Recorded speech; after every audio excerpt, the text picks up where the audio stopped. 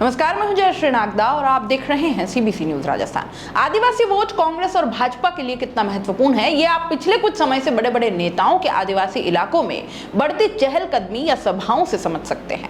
इसमें भी दक्षिणी राजस्थान में मानगढ़ धाम प्रमुख मुद्दा है, जिससे आदिवासियों की भावनाएं जुड़ी हैं। मानगढ़ धाम को राष्ट्रीय स्मारक घोषित करने की कवायद न जाने कब से चल रही है, लेकिन प्रधानमंत्री मोदी भी इस पर गोलमाल बातें करके चले गए, लेकिन राष्ट्रीय स्मारक बनाने पर कोई हरी झंडी नहीं दी। अब खबर आ रही है कि राहुल गांधी फिर से राजस्थान का रुख करने वाले हैं और आदिवासियों को सौगात देंगे। अब ये सौगातें क्या होंगी, ये तो आने वाला वक्त ही बताएगा, लेकिन इस संबंध में मंत्री डोटासरा का क्या कहना है, ये सुन लीजिए आप। 23 को विश्व आदिवासी दिवस है, जिसके ऊपर प्रदेश कांग्रेस कमेटी की तरफ से आदिवासी दिवस मनाया जा रहा है और आदिवासियों के बीच में हम एक बड़ी सभा करने वाले हैं। तो हमारे नेता राहुल गांधी जी को हमने आमंत्रित किया था कि वो पधारे, क्योंकि आदिवासियों का, कांग्रेस का और राहुल जी का, सोनिया जी का बहुत विशेष गहरा संबंध रहा है।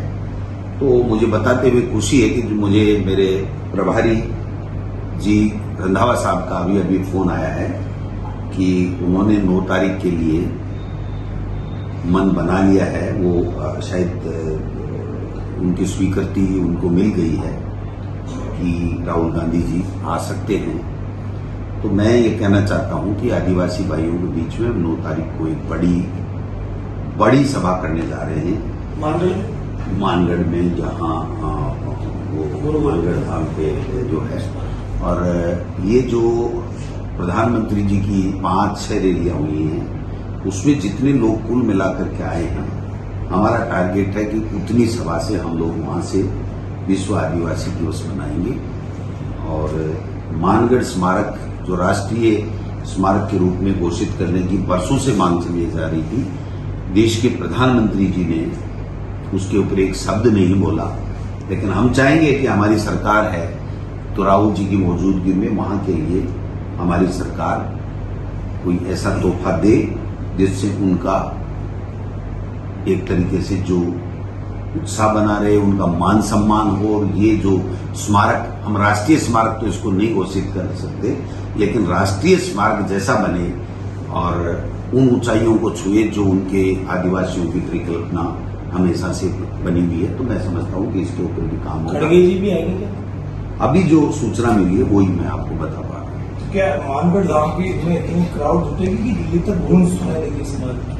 मानगढ़ धाम की तो पूरे देश में गूंज उठी थी और अंग्रेजों को हिला दिया था और आजादी मिली थी। तो आदिवासियों की हुंकार को कम नहीं आंका जा सकता। इसलिए मैं समझता हूं कि राजस्थान में दोबारा सरकार रिपीट हो, इसके साथ साथ देश में सत्ता परिवर्तन हो, इसके लिए भी वहां से हुंकार भरी जाए। एक तो जब सबसे बड़ी बात पिछले चुनाव में इस इलाके से आपको बहुत ज्यादा उम्मीद थी। जो आदिवासी सेक्टर के लिए काम हुआ है, जो 25-25 लाख रुपए तक का स्वास्थ्य फ्री इलाज मिल रहा है, 10 लाख की गारंटियां मिल रही हैं, जो घरेलू बिजली का कनेक्शन है उसके 100 यूनिट फ्री मिल रही है, पशुओं के लिए भी गारंटी मिल रही है 40 लाख रुपए की, सिलेंडर भी 500 रुपए में बीपीएल आदिवासी भाइयों को जो मिल रहा है। तो मैं समझता हूं कि अब सरकार की योजनाओं से और उसका जो लाभ अंतिम छोर में बैठे हुए गरीब आदिवासी भाई बहन को मिल रहा है, उससे वो लोग खुश हैं। और ये चौंकाने वाले परिणाम होंगे कि वहां से कांग्रेस बहुत ही भारी सीटें लेकर के आएगी और राजस्थान में दोबारा 2023 में हम सरकार बनाएंगे। हम काम के लिए काम करते हैं, वो केवल वोट के लिए काम करते हैं। उनकी जो सभाएं हो रही हैं वो पॉलिटिकल सभाएं हो रही हैं।